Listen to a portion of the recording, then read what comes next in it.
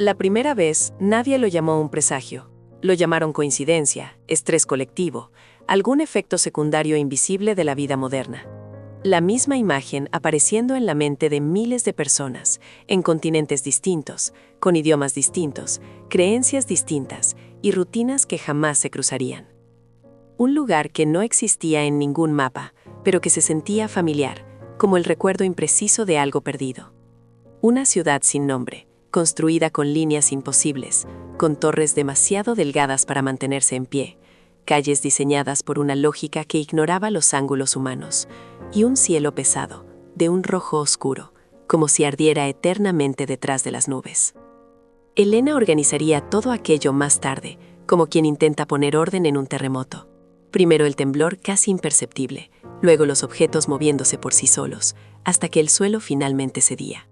En los primeros días, la ciudad aparecía solo en fragmentos, un arco colosal, una plaza demasiado vacía para ser natural, un río negro que reflejaba estrellas que no pertenecían a ninguna constelación conocida. Las personas despertaban con la sensación física del regreso, como si hubieran viajado muy lejos y vuelto sin comprender el camino. Muchos relataban el mismo detalle extraño. El aire parecía denso, como si respirar fuera a atravesar un líquido invisible. Y al final de cada sueño, siempre justo antes de despertar, llegaba la misma sensación aplastante, difícil de explicar, pero imposible de confundir. La sensación de despedida. Elena siguió el crecimiento del fenómeno desde el principio, cuando aún era tratado como una curiosidad digital, un tema pasajero destinado a desaparecer en pocos días. Pero no desapareció, se expandió. Las clínicas comenzaron a registrar pacientes con descripciones idénticas. Las universidades reunieron informes que coincidían en demasiados detalles como para ser ignorados. Pilotos comerciales hablaron de breves siestas interrumpidas por la misma plaza bajo el cielo rojo. Un pescador de una isla remota describió torres que jamás podría haber visto. Un niño dibujó calles con una precisión geométrica que ningún adulto le había enseñado. Con el paso de las noches, el miedo cambió de textura. Al principio había espacio para la ironía, para explicaciones tranquilizadoras, para una negación elegante. Luego el miedo se endureció. La repetición eliminó la coincidencia. Lo que se repite de esa manera deja de ser azar y se convierte en patrón. Y los patrones, sabía Elena, casi siempre son lenguaje. Las primeras muertes llegaron de forma silenciosa. No fueron anunciadas. Personas que simplemente no despertaron, sin señales de violencia ni traumas visibles. Solo un agotamiento absoluto, como si hubieran gastado toda su existencia en un lugar imposible de alcanzar. Los historiales médicos no mostraban una causa común. Los registros de sueños, sí. Todos habían estado en la ciudad. Elena comprendió que el mundo comenzaba a temer el sueño más que la vigilia. En las noches siguientes, la ciudad ganó claridad. Las torres dejaron de ser sombras y se convirtieron en superficies frías. Algunos soñadores relataron dolor al tocar las paredes, como si el sueño hubiera adquirido densidad física. Otros despertaron con marcas en la piel, líneas finas en las palmas de las manos, símbolos que recordaban mapas de transporte, aunque no correspondían a nada conocido. Al recopilar los testimonios, Elena identificó otro detalle constante, la sensación de estar siendo observados, no por ojos, no por un rostro, sino por algo atento, impersonal y preciso. Una presencia que medía, calculaba, evaluaba. Para la tercera semana, los satélites comenzaron a fallar. No hubo explosiones ni catástrofes cinematográficas, solo aparecieron zonas ciegas en las imágenes orbitales, como si partes del planeta hubieran sido borradas. Estas fallas no eran aleatorias. Cuando Elena superpuso los datos, la inquietud creció lentamente. Las zonas ciegas seguían exactamente la geometría de la ciudad de los sueños. Donde los sueños eran más frecuentes, el planeta se volvía opaco para el cielo. Entonces apareció la primera estructura. El momento quedó grabado porque todo el mundo lo vio al mismo tiempo. Cada persona frente a una pantalla distinta. Y aún así nadie pudo aceptar lo que estaba ocurriendo. En el desierto, bajo un cielo demasiado claro, apareció una forma demasiado vasta para que la mente humana pudiera contenerla. No era una nave. Era una ausencia esculpida en volumen. Una masa de oscuridad que doblaba la luz a su alrededor. El aire temblaba. Las estrellas parecían deformarse. Y la cosa descendía lentamente. Como si simplemente regresaba a un lugar al que siempre había pertenecido. Las explicaciones oficiales llegaron rápido, frágiles y apresuradas. Fenómenos atmosféricos, pruebas secretas, ilusiones ópticas. Elena observó esos intentos como quien ve a alguien intentar contener el océano con las manos desnudas. Al amanecer, la estructura tocó el suelo. Las cámaras cercanas quedaron en silencio. Las más lejanas captaron el detalle que lo cambió todo. En el suelo, alrededor de la estructura, comenzaba a formarse el diseño perfecto de una ciudad. La ciudad de los sueños había encontrado un ancla. En las horas siguientes, otras estructuras aparecieron alrededor del planeta, no en lugares estratégicos, sino exactamente donde las mentes humanas ya habían estado antes. Los sueños cambiaron de naturaleza, dejaron de ser imágenes dispersas, se convirtieron en caminos, instrucciones. Y esa noche, algo distinto aguardaba en el centro de la plaza principal, bajo el cielo rojo. Algo que ninguna mente humana debería haber sido capaz de imaginar. Después de aquella noche, dormir dejó de ser un acto automático. Se convirtió en una elección pesada, casi un riesgo calculado. Elena lo notó en los números antes que en los testimonios. El consumo de estimulantes aumentó. Los turnos nocturnos se volvieron comunes incluso donde no tenían sentido. Y la palabra insomnio perdió su tono clínico para adquirir un matiz de autopreservación. Las personas intentaban mantenerse despiertas, no para producir más, sino para seguir existiendo en el mismo lugar. Los sueños, sin embargo, no respetaban la vigilia. Bastaban segundos de distracción, una siesta involuntaria, un desmayo breve, y la ciudad regresaba. Ahora con más detalles, con continuidad. Ya no era posible entrar en ella por accidente. Quienes llegaban sentían que habían llegado exactamente al lugar al que debían llegar. Las calles ya no se reorganizaban, permanecían en los mismos sitios noche tras noche, como si estuvieran siendo fijadas en la memoria colectiva del planeta. Elena observó que los soñadores comenzaron a relatar desplazamientos idénticos. Partían de los mismos puntos, cruzaban las mismas rutas, llegaban a las mismas estructuras. No había conversación entre ellos, no existía un intercambio consciente de información, y aún así, los recorridos coincidían. La ciudad estaba enseñando el camino, y cuanto más personas lo aprendían, más fácil resultaba entrar, como si cada mente humana fuera un hilo, y juntas estuvieran tejiendo algo que antes no existía. Las estructuras físicas en la Tierra también cambiaron. No crecieron en tamaño, sino en definición. El contorno urbano a su alrededor se volvió más nítido, más profundo, como una cicatriz redibujada cada día. Los instrumentos de medición registraron alteraciones en el campo magnético, demasiado pequeñas para justificar pánico inmediato, demasiado grandes para ser ignoradas. El suelo alrededor de las estructuras parecía más antiguo, como si hubiera sido envejecido a la fuerza, comprimido por un tiempo que no pertenecía a la Tierra. Las autopsias seguían siendo inconclusas, pero Elena identificó un patrón cruel. Cuanto más detallado era el relato del sueño anterior a la muerte, menor era la probabilidad de regresar. Conocer la ciudad era, de alguna manera, gastar tiempo de vida. Los gobiernos pasaron de la negación al control. Las zonas alrededor de las estructuras fueron aisladas. La información comenzó a ser filtrada, suavizada, fragmentada. Elena vio desaparecer informes, interrumpirse investigaciones, clasificarse datos con una urgencia que delataba pánico. Pero el control fallaba por una razón simple. El punto de acceso no era físico, estaba dentro de las personas. En la cuarta semana, algo cambió de forma irreversible. Por primera vez, alguien describió la sensación de ser observado no solo en la ciudad, sino después de despertar. No como paranoia, no como miedo difuso, sino como una continuidad directa, como si la atención que existía bajo el cielo rojo hubiera cruzado la frontera del sueño. Otros testimonios surgieron enseguida, todos demasiado similares para ser ignorados. Las estructuras, inmóviles sobre la superficie de la Tierra, comenzaron a emitir señales de baja frecuencia, casi imperceptibles, pero perfectamente sincronizadas con los ciclos de sueño humano. Elena comprendió, con una claridad incómoda, que la invasión no estaba ocurriendo de la forma en que la humanidad esperaba. No había ejércitos descendiendo del cielo, no había confrontación directa, había adaptación, ajuste fino, un trabajo paciente de alineación entre dos realidades. La ciudad no era el lugar de la invasión, era la interfaz, y mientras millones continuaban soñando, algo del otro lado comenzaba a aprender cómo permanecer despierto. A partir de ese punto, el mundo entró en un estado de espera permanente. No era pánico abierto ni normalidad plena, era una suspensión. Las ciudades seguían funcionando, los mercados abrían, las personas iban a trabajar, pero todo ocurría con una capa invisible de tensión, como si la realidad estuviera ligeramente desalineada. Elena comprendió que la humanidad había aprendido a convivir con la idea de la invasión sin llegar a nombrarla por completo. Los sueños comenzaron a seleccionar. Ya no todos entraban en la ciudad. Algunos eran detenidos en los límites, despertando con la sensación abrupta de expulsión. Otros avanzaban con una facilidad creciente, atravesando zonas que antes parecían imposibles. Esta diferencia no seguía criterios claros.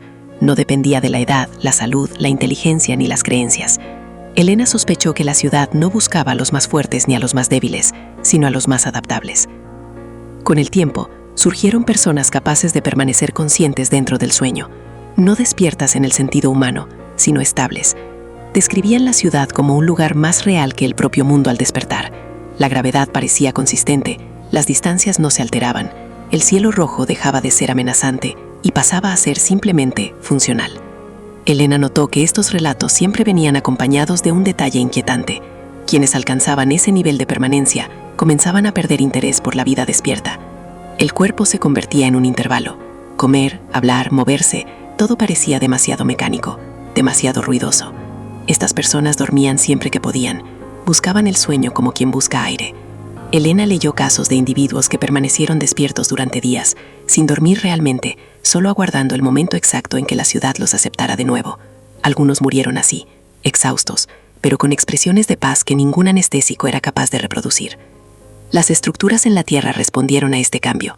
Por primera vez, se registraron ligeras variaciones visuales alrededor, ondulaciones en el aire, como el calor distorsionando el horizonte, sonidos de baja frecuencia que no se oían, pero se sentían en los huesos. Los instrumentos detectaron emisiones rítmicas, pulsos que imitaban patrones neuronales humanos en estado de sueño profundo. Elena entendió que ya no se trataba de observación, era sincronización. Entonces comenzaron los desplazamientos físicos, no grandes transportes ni desapariciones colectivas, sino fallas localizadas, personas que entraban en áreas cercanas a las estructuras y simplemente dejaban de ser encontradas. Ningún rastro, ninguna evidencia de violencia. En algunos casos, las cámaras solo registraron un instante de distorsión, como si el espacio hubiera parpadeado.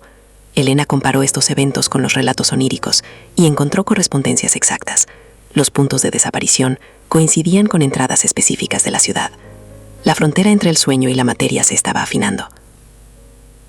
En la ciudad aparecieron nuevos elementos, estructuras que no eran calles ni edificios, sino algo intermedio, como órganos dentro de un cuerpo gigantesco. Las superficies pulsaban lentamente. La propia arquitectura parecía reaccionar a la presencia humana, ajustando pasajes, abriendo o cerrando espacios a medida que el observador se acercaba. Elena describió esta etapa como el momento en que la ciudad dejó de ser construida y comenzó a estar viva. En el centro, la presencia se volvió imposible de ignorar. No se mostraba, pero organizaba todo a su alrededor. El espacio le obedecía. El tiempo parecía doblarse en su proximidad. Quienes se acercaban demasiado relataban la misma sensación devastadora. No estaban siendo amenazados ni invitados. Estaban siendo comprendidos por completo. Cada recuerdo, cada miedo, cada deseo era absorbido con una precisión indiferente. Elena reconoció el error fundamental de la humanidad, creer que estaba siendo estudiada como un enemigo. Lo que ocurría era mucho más íntimo. La ciudad no simulaba entornos humanos para engañar, traducía la mente humana a un formato compatible con algo mayor. El cielo rojo no era un símbolo de guerra, era un campo de procesamiento. Las muertes se volvieron ahora raras, no porque el peligro hubiera pasado, sino porque el sistema había aprendido a reducir desperdicios. Aquellos que no se adaptaban eran mantenidos a distancia. Los que se adaptaban demasiado dejaban de ser registrados como pérdidas, simplemente cambiaban de estado. Los gobiernos ya no fingían control. Las comunicaciones globales se volvieron erráticas. Se emitían órdenes contradictorias que luego eran olvidadas. Elena observó que la noción de soberanía había perdido sentido. Ninguna frontera física importaba cuando el punto de contacto atravesaba el interior de las personas. Fue en este contexto que surgieron los primeros relatos imposibles. Individuos que afirmaban haber despertado en lugares que no existían en la Tierra. No la ciudad bajo el cielo rojo, sino entornos intermedios, espacios de transición. Describían una sensación constante de desplazamiento, como si siempre estuvieran a medio paso de otro lugar. Los exámenes físicos mostraban alteraciones sutiles. ritmos cardíacos ajustados a patrones no humanos, actividad cerebral en frecuencias antes asociadas solo al sueño profundo. Elena comprendió que la invasión había superado su etapa inicial. La ciudad había cumplido su función como portal cognitivo. Ahora algo comenzaba a atravesar de regreso, no en forma de ejércitos, sino como una presencia distribuida. La humanidad no estaba siendo conquistada, estaba siendo integrada. Y en algún punto más allá de la comprensión humana, la ciudad comenzaba lentamente a apagarse, como un puente que cumplió su propósito y ya no necesitaba seguir siendo visible. Cuando la ciudad comenzó a desaparecer de los sueños, nadie celebró. No hubo alivio colectivo ni sensación de victoria. Lo que surgió fue un vacío difícil de nombrar, como despertar en una casa donde algo esencial fue retirado durante la noche. Las personas seguían durmiendo, seguían soñando, pero los sueños volvieron a ser fragmentados, incoherentes, humanos. Para muchos, eso resultó más perturbador que el cielo rojo jamás lo había sido. Elena comprendió que el silencio que siguió era engañoso. Las estructuras físicas en la Tierra permanecían inmóviles, pero ahora parecían innecesarias. Los instrumentos indicaban una caída gradual de actividad. Las emisiones cesaron, los pulsos se volvieron irregulares y luego desaparecieron por completo. No hubo explosión ni retirada visible, solo apagado, como un sistema que completó su tarea y entró en un estado final de reposo. Fue entonces cuando aparecieron las primeras señales de la verdadera consecuencia. Quienes habían pasado más tiempo en la ciudad no regresaron a su estado anterior. No estaban enfermos, ni controlados, ni transformados de forma evidente. Estaban ajustados. Tomaban decisiones con una precisión inquietante. Anticipaban acontecimientos sin saber cómo. Se relacionaban con el mundo con una calma desconcertante, como si ya hubieran aceptado algo que el resto de la humanidad aún intentaba negar. Elena observó que estas personas rara vez hablaban de la ciudad, no por miedo ni represión, sino por irrelevancia. Para ellos, el proceso había terminado. La ciudad había sido solo una etapa de traducción, un aprendizaje necesario para cruzar un límite que ahora formaba parte de ellos.